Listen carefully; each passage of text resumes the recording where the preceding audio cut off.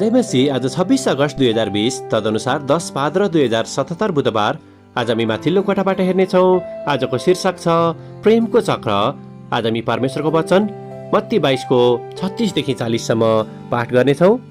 गुरुज्यू, व्यवस्थामा महान आज्ञा कुन हो? उहाँले तिनलाई भन्नुभयो, तैँले परमप्रभु आफ्ना परमेश्वरलाई आफ्नो सारा हृदय लिएर, आफ्नो सारा प्राण लिएर, आफ्नो सारा समझले प्रेम गर्नु महान र प्रथम आज्ञा यही हो।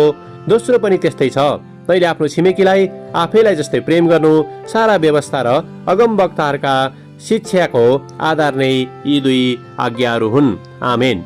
मत्ती 22 को 39 लेखक यहाँ जोड दिनुहुन्छ, तैँले आफ्नो छिमेकीलाई आफैलाई जस्तै प्रेम गर्नु। आमेन।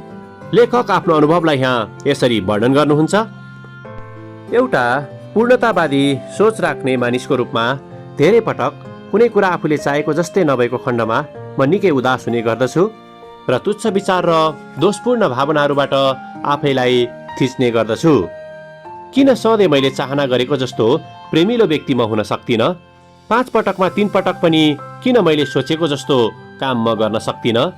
एक दिन मैले प्रेम गरेको व्यक्तिले जब मलाई लगातार 3 चोटिसम्म तिरस्कार गरे, तब पुनः त्यही किसिमको आत्मग्लानीको विचार आएर मलाई सताउन थाल्यो। तर त्यसको केही बेरपछि मैले मनन गर्न सकेँ कि तिमीसँग नभएको कुरा तिमी अरूलाई दिन सक्दैनौ।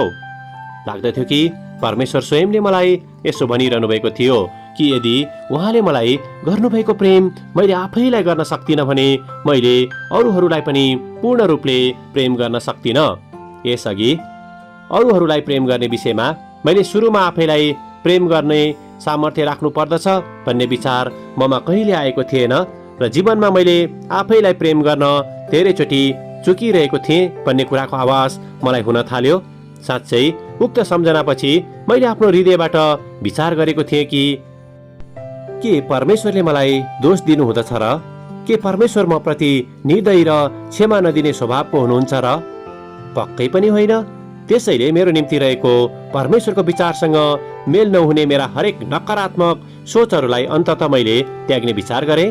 त्यसपछि सायद जीवनमा पहिलो पटक ममा आफ्नो निम्ति एउटा साँचो प्रेम पलाएको थियो। क्षमा, अनुग्रह, आशा, शान्ति, आनन्द र प्रशस्तता। हिजो आज म कहिलेकाहीँ चुके तापनि म भित्र प्राय क्षमाको विचारहरू आएर परिदछन्। साथै आफैलाई प्रेम गरिरहने कुरामा म आफ्नो विचार केन्द्रित गर्न सक्षम भएको हुँदछु र जसबाट मैले परमेश्वरबाट आउने प्रशस्तताको प्रेमलाई अरूहरूमाझ पोखाउने सामर्थ्य राख्दछु। आमेन। आजको विचार, जब म स्वयंले परमेश्वरको प्रेमलाई स्वीकार गर्न सक्दिनँ तब मैले अरूहरूलाई साँचो प्रेम गर्न सक्दिनँ। प्रार्थना।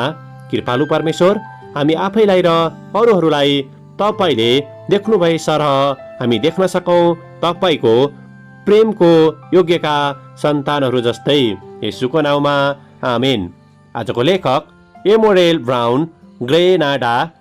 आजको प्रार्थनाको विषय, परमेश्वरले मलाई प्रेम गर्नुभए जसरी मैले आफैलाई पनि प्रेम